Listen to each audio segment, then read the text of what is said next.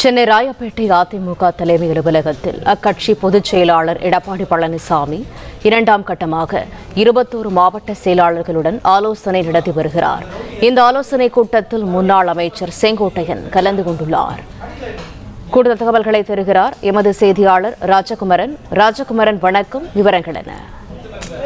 அதிமுக மாவட்ட செயலாளர்களுடனான ஆலோசனை கூட்டத்தை அக்கட்சியினுடைய பொதுச் செயலாளர் எடப்பாடி பழனிசாமி நடத்தி வருகின்றார். இன்று காலை நடைபெற்ற முதல் கட்ட அமர்விலே 21 மாவட்டங்களைச் சார்ந்த மாவட்ட செயலாளர்கள், பொறுப்பாளர்கள் இடம்பெற்று பூத் கமிட்டி அமைப்பது தொடர்பான அந்த விவரங்களை வழங்கியிருந்தார்கள். அதன்படி பெரும்பாலான மாவட்டங்களிலே பூத் கமிட்டிகள் முழுவதுமாக அமைக்கப்பட்டிருக்கின்றன. பூத் கமிட்டி பணிகளை இன்னும் முடிவுறாத ஒரு சில மாவட்டங்களை குறிப்பிட்டு அதிமுக பொதுச் செயலாளர் ஜூன் மாதத்திற்குள் பூத் கமிட்டி பணிகளை முடித்துக் கொடுக்க வேண்டும் என்று அந்த மாவட்டங்களுக்கும் அறிவுறுத்தியிருந்தார்.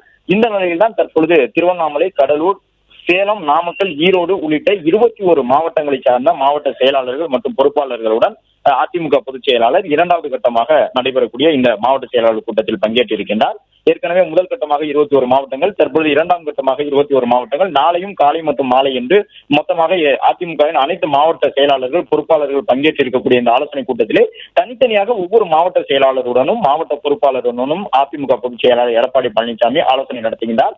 மாவட்ட செயலாளர்கள் தங்களுடைய பூத் கமிட்டி பணிகளை முறையாக முடித்திருக்கின்றார்களா என்று ஆய்வு செய்யக்கூடிய அவர் ஐடி விங் நிர்வாகிகள் உள்ளிட்டவர்கள் மூலமாக ஒவ்வொரு மாவட்டத்திலும் அந்த பூத் கமிட்டிகள் முறையாக நியாயமாக அமைக்கப்பட்டிருக்கின்றனவா என்பதற்கான அந்த அடுத்த கட்ட ஆய்வையும் மேற்கொள்வதற்கான அறிவுறுத்தலை வழங்கியிருக்கின்றார். அது மட்டுமல்லாமல் மாவட்ட செயலாளர்களுடன் இணைந்து பணி செய்வதற்காக நியமிக்கப்பட்டிருக்கக்கூடிய மாவட்ட பொறுப்பாளர்கள் ஓரளவு அந்த மாவட்ட செயலாளர்கள் ஒத்துழைப்பு வழங்குகின்றார்களா என்ற தகவலையும் கேட்டறிந்து வருகின்றார். தகவல்களுக்கு நன்றி ராஜகுமரன். பிளே ஸ்டோர் மற்றும் ஆப் ஸ்டோரில் இருந்து பாலிமர் செயலியை QR கோடு மூலம் பதிவிறக்கம் செய்யுங்கள்.